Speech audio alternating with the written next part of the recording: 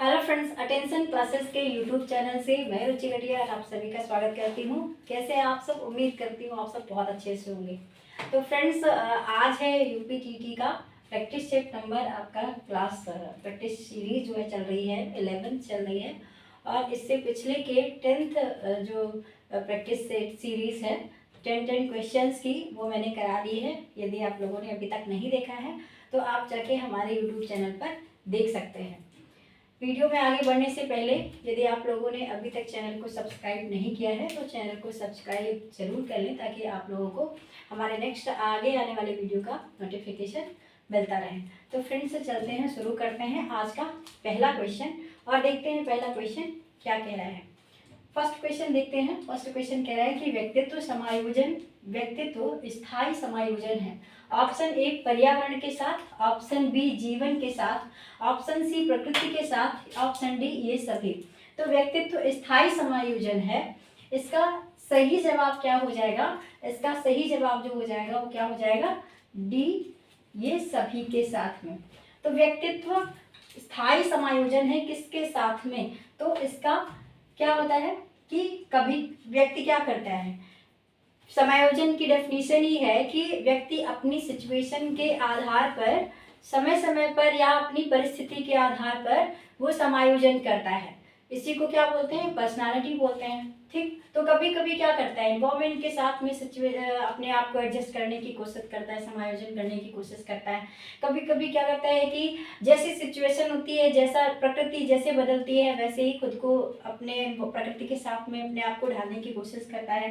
ठीक, और अपनी लाइफ में जैसे जैसे उतार चढ़ाव आते हैं जीवन में, कभी सुख है कभी दुख है, कभी परिस्थितियां इतनी ज़्यादा प्रतिकूल हो गई, कभी अनुकूल हो गई, तो व्यक्ति क्या करता है, उन परिस्थितियों के साथ में स्वयं को क्या करता है, समायोजन करता है। तो इसका राइट ऑप्शन जो हो जाएगा वो क्या हो जाएगा?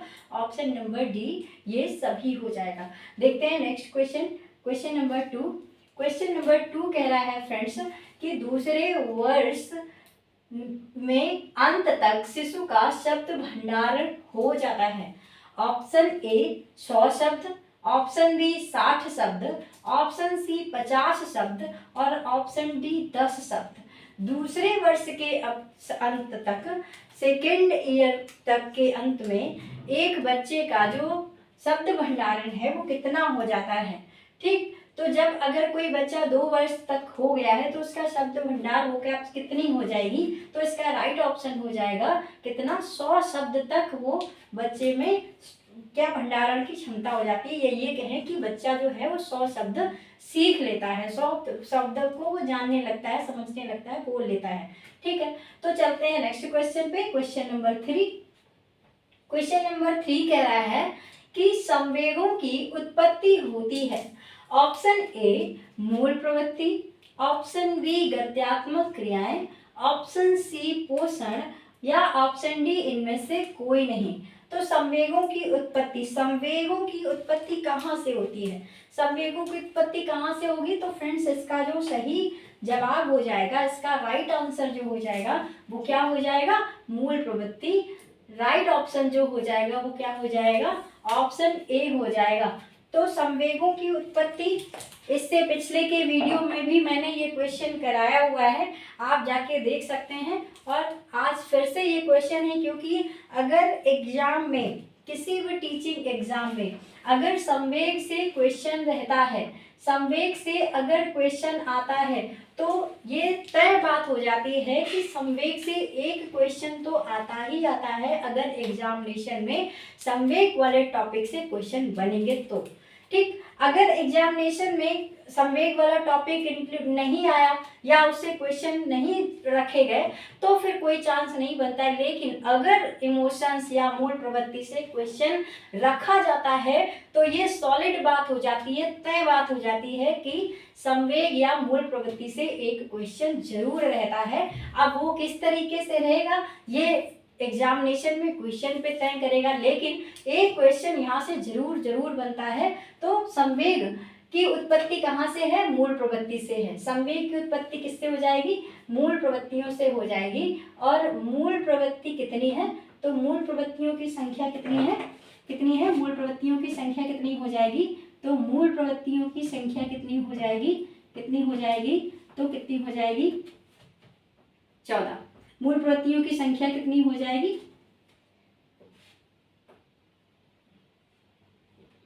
मूल प्रवृत्तियों की संख्या कितनी हो जाएगी, तो ये संख्या फ्रेंड्स हो जाएगी कितनी 14 हो जाएगी। और संवेग भी कितने हो जाएंगे, तो संवेग भी कितने हो जाएंगे 14 हो जाएंगे। और संवेग जितने मूल प्रवृत्ति हैं उतने ही क्या है संवेग है। प्रत्येक मूल प्रवृत्ति के साथ में एक संवेग जुड़ा रहता है। ठीक, तो मूल प्रवृत्तियों का सिद्धांत से हर बार क्वेश्चन बनता है कि मूल प्रवृत्ति का सिद्धांत किसने दिया, ये सरकारी सवाल है। किसी भी टीचिंग एग्जाम में ये क्वेश्चन कहीं ना कहीं घुमा फिरा के जरूर पूछा जाता है। तो आप मूल प्रवृत्ति वाले टॉपिक से और संवेग वाले टॉपिक से एक क्वेश्चन 100% बनता है अगर किसी भी टीचिंग एग्जाम में संवेग और मूल प्रवृत्ति से क्वेश्चन बनेगा। ठीक, चलते हैं फ्रेंड्स नेक्स्ट क्वेश्चन पे और देखते हैं नेक्स्ट क्वेश्चन क्या कह रहा है। नेक्स्ट क्वेश्चन है शर्म तथा गर्व जैसी भावना का विकास किस अवस्था में होता है। ऑप्शन ए शैशवावस्था, ऑप्शन बी बाल्यावस्था, ऑप्शन सी किशोरावस्था, ऑप्शन डी वृद्धावस्था। ठीक, शैशवावस्था इन्फेंसी स्टेज में, या फिर बाल्यावस्था चाइल्डहुड स्टेज, या फिर किशोरावस्था एडोलेसेंस, या फिर क्या है ओल्ड एज में। तो वृद्धावस्था किस अवस्था को शर्म और गर्व की अवस्था कहा गया है, ये बात यहाँ पर पूछी गई है। सर्व विकास किस अवस्था में होता है, तो इसका जो फ्रेंड्स राइट ऑप्शन हो जाएगा वो क्या हो जाएगा, ऑप्शन नंबर बी बाल्यावस्था हो जाएगा। ठीक फ्रेंड्स, शर्म और गर्व की अवस्था किस अवस्था में विकसित होती है, तो शर्म और गर्व की अवस्था किस में विकसित होगी, बाल्यावस्था में होगी। ठीक, अगर बाल्यावस्था की बात करें तो बाल्यावस्था में बच्चे, जब कोई बच्चा शैशवावस्था के बाद बाल्यावस्था के स्टेज में जाता है तो वहाँ पर वो आपने देखा होगा घर में अगर कोई छोटा बच्चा है मतलब चाइल्डहुड स्टेज में है तो वो जब कपड़े चेंज करेगा तो उसे शर्म आती है। शर्म होने का मतलब क्या है कि वो जानने लगता है कि अब हम एक लड़का है और ये लड़की है, तो मतलब उस तरीके से उसे शर्म महसूस होती है कपड़े चेंज करने में, या उसे किसी भी तरीके से अगर उसको कोई सामने नया मेहमान आ गया है तो उसे उसको देख के जब वो मतलब छुप छुप के देखने की मतलब ऐसी चीज़ें करेगा। ठीक, अगर गर्व है तो वो गर्व की अवस्था में ऐसे बात करेगा कि मैं लड़का हूँ। तो आपने देखा है कि ऐसी चीज़ें जो हैं बच्चे प्राउड फील करते हैं खुद पर कि मैंने अच्छा काम किया है। तो ये सब चीज़ें किस स्टेज में होंगी, चाइल्डहुड स्टेज में होंगी। इट मीन्स बाल्यावस्था में होंगी। और बाल्यावस्था की एज जो कितनी हो जाएगी, वो कितनी हो जाएगी 6 से 12 वर्ष हो जाएगी। अगर फ्रेंड्स बाल्यावस्था यहाँ क्लियर नहीं दिया है तो बाल्यावस्था होती कितनी है, तो आपकी बाल्यावस्था टोटल बाल्यावस्था की एज जो है वो कितनी हो जाती है, बाल्यावस्था की टोटल एज जो कितनी हो जाती है अगर यहाँ पर बात करें तो बाल्यावस्था 2 भागों में बटा है। कौन सी, पूर्व बाल्यावस्था, पूर्व बाल्यावस्था प्री चाइल्डहुड स्टेज और लेटर चाइल्डहुड स्टेज। तो पूर्व बाल्यावस्था और उत्तर बाल्यावस्था, ये बात भी आपको ध्यान रखनी है। तो बाल्यावस्था की टोटल जो एज हो जाती है वो कितनी हो जाती है, टोटल एज कितनी हो जाती है, तो आपकी हो जाती है 3 से 12 वर्ष हो जाती है। ठीक, लेकिन अगर पूर्व बाल्यावस्था की बात करते हैं तो कितनी हो जाती है, 3 से 6 वर्ष हो जाती है। और अगर उत्तर बाल्यावस्था की बात करते हैं तो कितनी हो जाएगी, ये 6 से 12 वर्ष हो जाती है। कहीं कहीं आपसे इस भी तरीके का क्लासिफिकेशन पूछा जाता है। ठीक, तो आपको ये भी याद रखना है। अब यहाँ पर क्योंकि शर्म और गर्व की अवस्था में उत्तर बाल्यावस्था या पूर्व बाल्यावस्था का कोई क्लासिफिकेशन नहीं दिया है, या फिर ऑप्शन में उत्तर बाल्यावस्था या पूर्व बाल्यावस्था नहीं दिया है, तो आपको अकॉर्डिंग टू ऑप्शन ही वहाँ पर टिक करना होगा कि क्या क्वेश्चन में पूछा गया है। ठीक, तो फ्रेंड्स इसका राइट ऑप्शन आपने देखा क्या होगा, बाल्यावस्था हो गया। और चलते हैं नेक्स्ट क्वेश्चन, क्वेश्चन नंबर 5 पे। क्वेश्चन नंबर 5 कह रहा है कि मैकडूगल के अनुसार मूल प्रवृत्ति जिज्ञासा का संबंध संवेग कौन सा है। ऑप्शन ए कह रहा है भय, ऑप्शन बी घृणा, ऑप्शन सी आश्चर्य और ऑप्शन डी भीख। तो यहाँ पर मूल प्रवृत्ति जो जिज्ञासा है उसका संबंध पूछा गया है कि जिज्ञासा जो मूल प्रवृत्ति है उसका संवेग क्या होगा, यहाँ पर ये क्वेश्चन पूछा गया है। तो इसका फ्रेंड्स राइट ऑप्शन जो हो जाएगा वो क्या हो जाएगा, ऑप्शन नंबर सी जिज्ञासा हो जाएगा। ठीक है, इसका राइट ऑप्शन क्या हो गया, जिज्ञासा हो गया। अब बात कर लेते हैं कि इन तीनों का मूल प्रवृत्ति क्या है, तो इन तीनों का भी मूल प्रवृत्ति देख लेते हैं कि जैसे भय संवेग है तो भय संवेग का मूल प्रवृत्ति क्या होगा, क्या हो गया, पलायन हो गया। क्या हो गया, पलायन हो गया। ठीक है, घृणा की बात करें तो घृणा से मूल प्रवृत्ति क्या हो गई, निवृत्ति हो गई। क्या हो गई, निवृत्ति हो गई। ठीक है, आश्चर्य का आपने देखा है, आश्चर्य का क्या हो गया, जिज्ञासा हो गया, जिज्ञासा हो गया। ठीक, और भूख का क्या हो गया, भोजनान्वेषण हो गया। ठीक, क्या हो गया है, भोजनान्वेषण हो गया है। ठीक, तो ये भी आपको याद रखना है कि ये क्या लिखे हैं, ये लिखे हैं संवेग, और इधर क्या लिखे हैं, तो ये आपकी क्या लिखी है, मूल प्रवृत्ति लिखी है। ठीक, अब आपको राइट ऑप्शन जो यहाँ पर बताना था वो क्या हो गया है, वो ये हो गया है, ये हो गया। ठीक है, तो इसका राइट ऑप्शन क्या हो गया, ऑप्शन नंबर सी। चलते हैं नेक्स्ट क्वेश्चन, और क्वेश्चन नंबर 6 पे देखते हैं कि क्वेश्चन नंबर 6 क्या कह रहा है।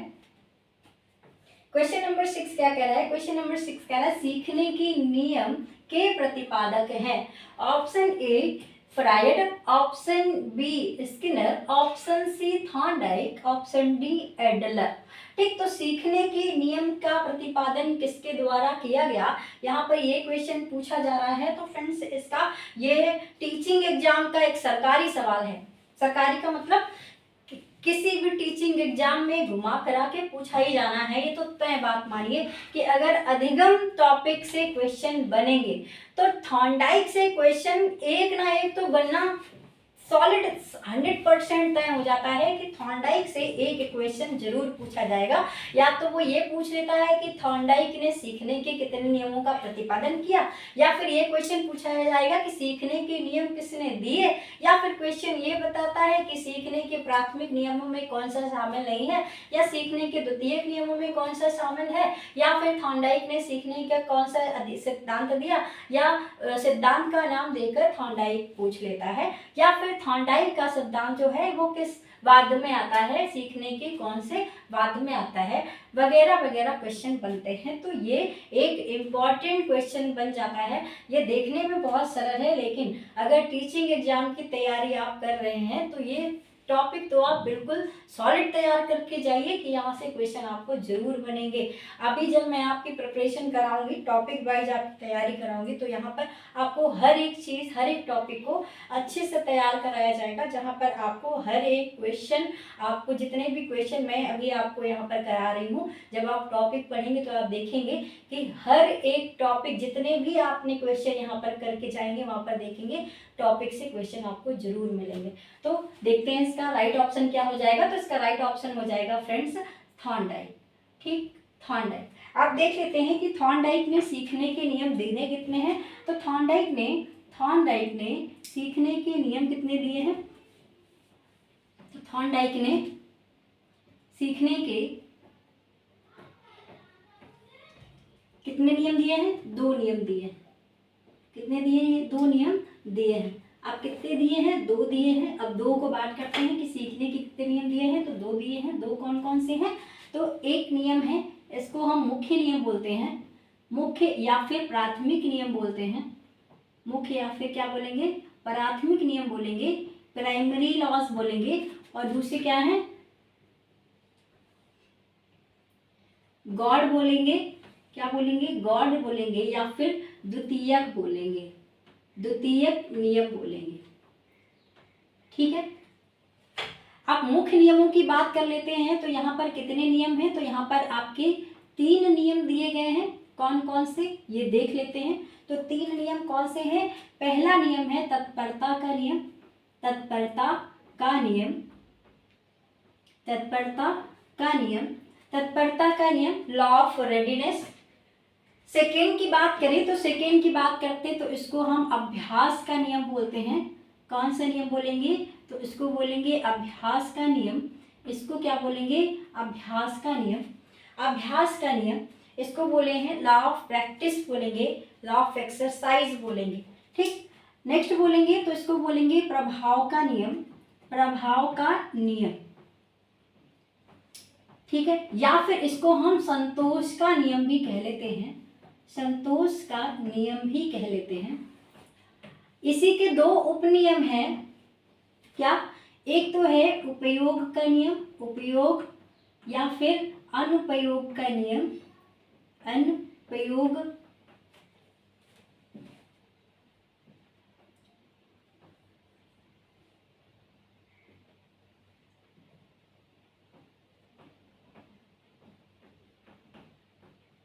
अनुपयोग का नियम। ठीक है, ये बात आपको ध्यान रखना है। ठीक, ये बात आपको ध्यान रखना है कि यहाँ पर कौन कौन से नियम आते हैं। ठीक है, ये बात हो गई है प्राथमिक नियमों की। अब बात कर लेते हैं गौड़ नियम कितने हैं। तो गौड़ नियमों की संख्या कितनी है? तो 5 है, 5 है। कितनी है? 5 है। तो 3 हो गए हैं, इधर 4 बात कर लेते हैं, 5, 6, 7 और 8। ठीक है, इसको बोलते हैं, क्या बोलते हैं? इसको बोलते हैं मनोवृत्ति का नियम। इसको क्या बोलते हैं? मनोवृत्ति का नियम, मनोवृत्ति का नियम, या फिर लॉ ऑफ एटीट्यूड कहेंगे। नेक्स्ट बात करते हैं, इसको क्या बोलेंगे? तो इसको बोलेंगे बहु अनुक्रिया का नियम। इसको क्या बोलेंगे? बहु अनुक्रिया का नियम बोलेंगे, बहु अनुक्रिया का नियम बात करेंगे। लॉ ऑफ मल्टीपल रेस्पॉन्स की बात करेंगे। थर्ड की अगर 6 की बात करते हैं तो 6 क्या है? इसको बोलते हैं आंशिक क्रिया का नियम। इसको क्या बोलते हैं? आंशिक क्रिया का नियम। Law of partial activities. ठीक, नेक्स्ट अगर 7 पर तो इसको बोलते हैं सादृश्यता का नियम, सादृश्यता का नियम, सादृश्यता का नियम, या इसी को कभी कभी आत्मीकरण भी बोल देते हैं, आत्मीकरण का भी नियम बोलते हैं कभी कभी। और अंतिम है तो इसको बोलते हैं साहचर्य परिवर्तन का नियम। इसको क्या बोलते हैं? साहचर्य परिवर्तन का नियम। ये बात हो गई किसकी? तो ये बात हो गई किसकी? सीखने के नियमों की, जो दिए किसने हैं? तो थॉर्नडाइक ने दिए हैं। ठीक है, ये बात आपको आई होप समझ में आ गई होगी। ठीक, तो यहाँ से भी क्वेश्चन बन जाते हैं कभी कभी कि प्रमुख नियम में कौन सा सीखने का नियम सम्मिलित है अथवा नहीं है, या फिर गौड़ नियम में कौन सा नियम सम्मिलित है या नहीं है। कभी कभी इन नियमों के कभी कभी एग्जामिनर कभी कभी इन नियमों के सेकेंडरी नाम भी पूछ लेता है या इसके अन्य नाम भी पूछ लेता है। ठीक, तो ये बात भी आपको ध्यान रखनी है। तो इसका राइट ऑप्शन फ्रेंड्स क्या हो गया? Option number C, Thorndike. चलते हैं नेक्स्ट क्वेश्चन पे, क्वेश्चन नंबर 7। क्वेश्चन नंबर 7 कह रहा है कि शैशवावस्था की प्रमुख विशेषता क्या नहीं है? ऑप्शन ए सीखना की प्रक्रिया में तीव्रता, ऑप्शन बी जिज्ञासा की प्रवृत्ति, ऑप्शन सी अनुकरण द्वारा सीखने की प्रवृत्ति, और ऑप्शन डी चिंतन प्रक्रिया। तो शैशवावस्था की प्रमुख विशेषता क्या नहीं है पूछा गया है। तो यहाँ पर क्या है पहले ये जान लेते हैं, और जो यहाँ पर शैशवावस्था की विशेषता में शामिल नहीं है उसको हटा देंगे और वही हमारा क्या होगा? जवाब होगा। तो शैशवावस्था की विशेषता में ऑप्शन इसके सही क्या हो जाएंगे? ऑप्शन सही हो जाएगा इसका नहीं है पूछा गया है। तो सीखने की प्रक्रिया में तीव्रता होता है, बिल्कुल होता है। जिज्ञासा की प्रवृत्ति होती है, तो सबसे ज्यादा जिज्ञासा शैशवावस्था में होती है, बिल्कुल होती है। ठीक, अनुकरण द्वारा सीखने की प्रवृत्ति सबसे ज्यादा किसी अगर स्टेज में इमिटेशन की पावर होती है, अनुकरण द्वारा सीखने की प्रवृत्ति होती है तो शैशवावस्था में होती है, तो सही बात हो गई। चिंतन प्रक्रिया ये नहीं होता है और यही हमारा क्या हो जाएगा? जवाब हो जाएगा। तो इसका राइट ऑप्शन क्या हो जाएगा? Option number D, thinking process. Thinking होती है लेकिन उतनी अच्छी नहीं होती है कि बच्चे तर्क कर पाए, लॉजिक लगा पाए। अगर 0 से 2 वर्ष की बात करें शैशव अवस्था में, तो वहाँ पर थिंकिंग की प्रोसेस उस लेवल पर नहीं होती है कि बच्चे लॉजिक से लगा ले। वो प्रत्यक्ष जो चीजें दिखाई पड़ रही उसी के आधार पर बात करते हैं, बोलते हैं, देखते हैं। ठीक, तो शैशव अवस्था की विशेषता की बात करें तो शैशवावस्था की प्रमुख विशेषता की बात करें, शैशवावस्था की प्रमुख विशेषता की बात करें तो शैशवावस्था की प्रमुख विशेषता की बात करें तो प्रमुख विशेषता में कुछ विशेषता बहुत इम्पॉर्टेंट हैं जो केवल और केवल किसकी हैं, शैशवावस्था की हैं। जैसे नंबर 1 की बात करें तो परनिर्भरता। परनिर्भरता केवल किसमें पाई जाती है, तो परनिर्भरता केवल किसमें पाई जाती है, शैशवावस्था में देखने को मिलती है। ठीक, केवल कुछ स्पेशल कैरेक्टरिस्टिक्स हैं जो केवल शैशवावस्था में ही आती हैं, उनको आपको जरूर ध्यान रखना है। ठीक है, नेक्स्ट बात करें तो 2 की बात करें तो दूसरी विशेषता यहाँ पर क्या हो गई है, यहाँ पर हो गई क्या, जिज्ञासा। तो यहाँ पर बच्चों में जिज्ञासा क्या होती है, क्या ये क्या है, ये जो जिज्ञासा कैसी है, तो बाल्यावस्था में और शैशवावस्था में जिज्ञासा किस तरीके की है।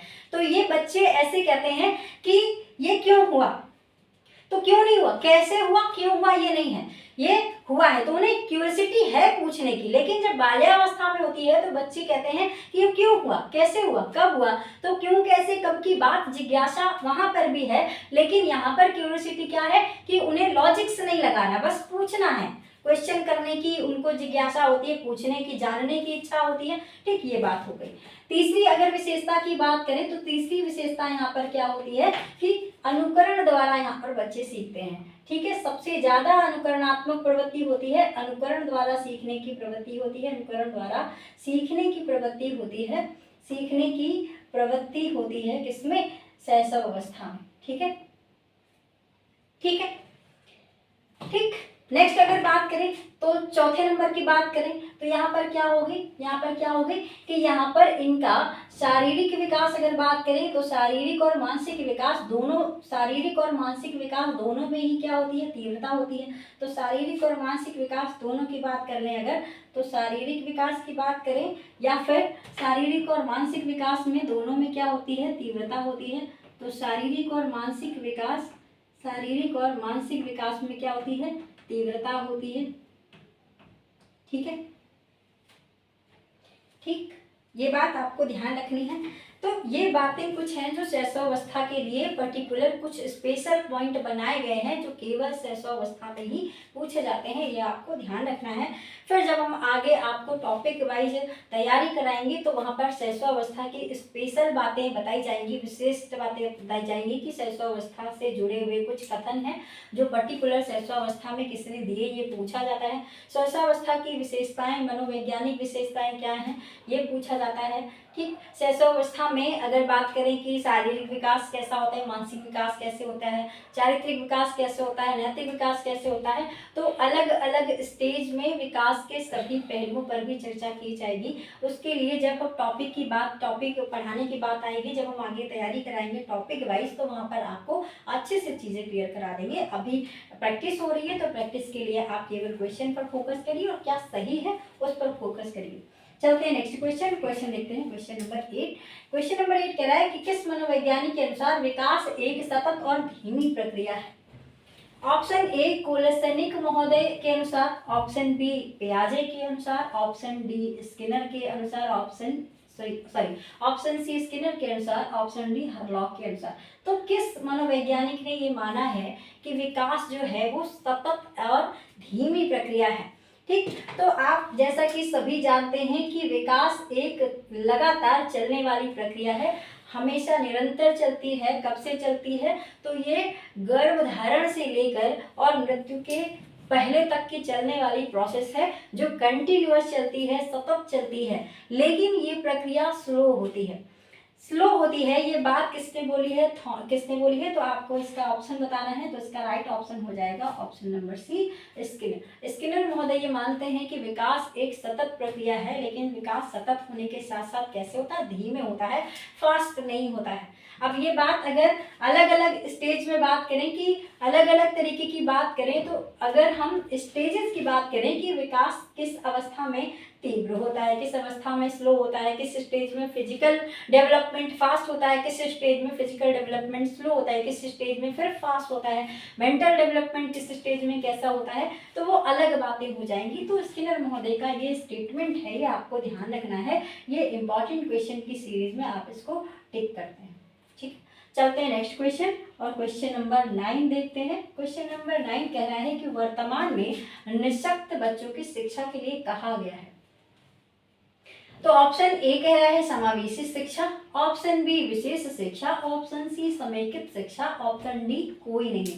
तो वर्तमान में प्रेजेंट टाइम में निःशक्त बच्चों की शिक्षा के लिए, चिल्ड्रन विद स्पेशल नीड की बात करें तो विशेष आवश्यकता वाले जो बच्चे हैं उनके लिए जो शिक्षा है वो कौन सी शिक्षा है, तो उसका जो राइट ऑप्शन फ्रेंड्स उसका हो जाएगा, जो सही जवाब हो जाएगा उसका क्या हो जाएगा, ऑप्शन ए समावेशी शिक्षा।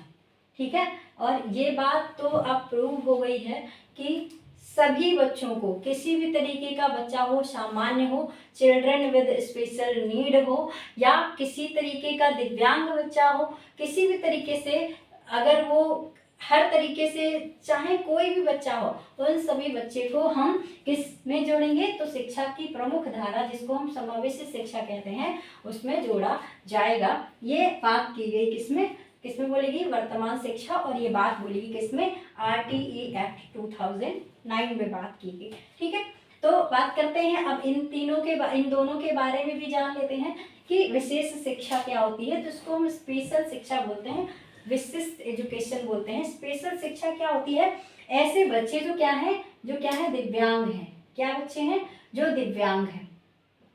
ध्यान रखना, निःशक्त बच्चे, चिल्ड्रन विद स्पेशल नीड, इसमें बहुत तरीके के बच्चे आ जाते हैं, जैसे कमजोर, जैसे फीस ना जमा होना, या फिर सेक्स वर्कर हैं, या फिर गरीब बच्चे हैं, किसी भी तरीके का जो बच्चा है उसमें क्या हो जाएंगे, वो समावेशी शिक्षा में आ जाएंगे। लेकिन अगर विशेष शिक्षा की बात करेंगे उसको हम दिव्यांग बोलेंगे। तो विशेष शिक्षा किनके लिए है, दिव्यांग बच्चों के लिए है। स्पेशल एजुकेशन उनके लिए है जो क्या है, दिव्यांग हैं, जो हैंडीकैप्ड हैं, उनके लिए जो शिक्षा है वो कौन कैसी है, वो विशेष शिक्षा है, स्पेशल स्कूल है। आप लोगों ने देखे भी होंगे कि भारत सरकार के द्वारा या उत्तर प्रदेश सरकार के द्वारा जगह जगह पर आपको दिव्यांग के स्कूल मिल जाएंगे। दिव्यांग बच्चों के लिए, गूंगे बहरे बच्चों के लिए, अंधे बच्चों के लिए जो स्कूल बनाए गए हैं उनके, वो क्या है, वो विशेष स्कूल है, और वो वहाँ पर क्या दी जाती है, विशेष प्रकार की शिक्षा दी जाती है, स्पेशल तरीके की एजुकेशन दी जाती है। समेकित शिक्षा की बात करें, इंटीग्रेटेड की बात करें, तो इंटीग्रेटेड और क्या है, समावेशी शिक्षा में थोड़ा अंतर है। क्या अंतर है कि समेकित शिक्षा में हम बच्चे को, सामान्य बच्चे और विशिष्ट बच्चों को साथ साथ बिठाते तो हैं, लेकिन यहाँ पर बात करते हैं कि यहाँ पर बच्चों को बिठा देते हैं, लेकिन ध्यान ज़्यादातर किस पर दिया जाता है, दिव्यांग बच्चों पर दिया जाता है। तो ये बात यहाँ पर ये हो जाती है कि समेकित शिक्षा से ज़्यादा एडवांस जो हो जाती है वो क्या हो जाती है, समावेशी शिक्षा हो जाती है, इंक्लूसिव एजुकेशन हो जाती है। तो हमारा जो सही ऑप्शन हो जाएगा वो क्या हो जाएगा, समावेशी शिक्षा हो जाएगा। ठीक, चलते हैं नेक्स्ट क्वेश्चन और आज के अंतिम क्वेश्चन की ओर, और देखते हैं अंतिम क्वेश्चन क्या कह रहा है। अंतिम क्वेश्चन कह रहा है कि बाल्यावस्था होती है, ऑप्शन ए 5 वर्ष तक, ऑप्शन बी 12 वर्ष तक, ऑप्शन सी 21 वर्ष तक, और ऑप्शन डी कोई नहीं। तो बाल्यावस्था कहाँ तक होती है, तो इसका फ्रेंड्स राइट ऑप्शन क्या हो जाएगा, ऑप्शन बी 12 वर्ष तक होती है। ठीक है, अभी इससे पिछले के क्वेश्चन में मैंने इस बात को कराया था कि अगर अवस्थाओं का वर्गीकरण बात करें, अवस्थाओं का वर्गीकरण की बात करें, अवस्थाओं का वर्गीकरण की बात करें तो सामान्यतः बोला जाता है कि जन्म से 5 या 6 वर्ष तक, 5 या 6 वर्ष तक कितनी मानी जाती है, शैशवावस्था। ठीक, शैशवावस्था बोली जाती है। ठीक है, नेक्स्ट बात करें अगर इसकी बात करें तो यहाँ पर सामान्यतः वर्गीकरण है, तो ये 6 से 12 वर्ष जो हो जाएगा वो क्या हो जाएगा, 12 वर्ष तक कितना हो जाएगा। तो ये बात कर देंगे किसकी, बाल्यावस्था की बात कर देंगे। अभी इससे पिछले भी मैंने बात कराई थी। तो ये सामान्यतः जब क्लासिफिकेशन किसी मनोवैज्ञानिक के आधार पर पढ़ा जाता है तो कहीं कहीं पर बाल्यावस्था की बात कितनी कर दी गई है, तो बाल्यावस्था कहीं कहीं पर वर्गीकरण आपको इस तरीके से भी मिल जाएगा कि कुल अवधि कितनी है, तो यहाँ पर कितनी हो जाएगी, 3 से 12 वर्ष भी हो जाएगी। अगर ऑप्शन में इस तरीके से दिया हुआ है कि ऑप्शन में अगर ऐसे दिया है 12 वर्ष तक, तो आप इस तरीके से टिक करेंगे 12 वर्ष तक। लेकिन अगर ऑप्शन में इस तरीके से दिया है कि किस कहाँ से कहाँ तक है, तो कभी कभी ऑप्शन में 6 से 12 टिक करा लेते हैं, कभी कभी ऑप्शन में 3 से 12 टिक करा लेते हैं। तो ऑप्शन किस तरीके से वहां पर मेंशन किए गए हैं, तो आपको ऑप्शन में क्वेश्चन उसी आधार पर ऑप्शन को टिक करना है, आंसर उसी हिसाब से करना है जिस तरीके से वहां पर क्वेश्चन में ऑप्शन मेंशन किए गए हैं। ये बात को जरूर ध्यान रखना है। तो यहाँ पर बाल्यावस्था 2 भागों में विभाजित हो गई है। कौन सी? पूर्व बाल्यावस्था, अभी मैंने बताया था पूर्व बाल्यावस्था और उत्तर बाल्यावस्था। ठीक है, पूर्व बाल्या प्री चाइल्डहुड स्टेज, और कौन सी होगी? उत्तर बाल्यावस्था। तो उत्तर बाल्यावस्था की बात कर लेते हैं। तो उत्तर बाल्यावस्था लेटर चाइल्डहुड स्टेज की बात करें तो पूर्व बाल्यावस्था की कितनी हो गई? 3 से 6 वर्ष हो गई, 3 से 6 वर्ष हो गई। और उत्तर बाल्यावस्था कितनी हो गई? 6 से 12 वर्ष हो गई है। ये बात ध्यान रखना कि चाइल्डहुड स्टेज से क्लासिफिकेशन में कभी कभी बच्चे कंफ्यूज रहते हैं कि क्या है, तो वहाँ पर ऑप्शन के अकॉर्डिंग टिक करना है। लेकिन अगर किसी मनोवैज्ञानिक के आधार पर क्लासिफिकेशन पूछा गया है तो आपको वहाँ पर उस मनोवैज्ञानिक के आधार पर जिस भी स्टेटमेंट में वो चीज़ दी गई है उसके अकॉर्डिंग पे आपको ऑप्शन टिक करना है। तो इसका राइट ऑप्शन यहाँ पर कुछ इस तरीके से नहीं दिया गया है। तो यहाँ पर 5 वर्ष तक क्या हो जाएगी? तो सामान्यतः वर्गीकरण पूछा गया है, तो 5 वर्ष तक क्या हो जाएगी? शिशुअवस्था हो जाएगी। 21 वर्ष तक क्या हो जाएगी? तो ये बात हो जाएगी किशोरावस्था हो जाएगी। ठीक है, सॉरी,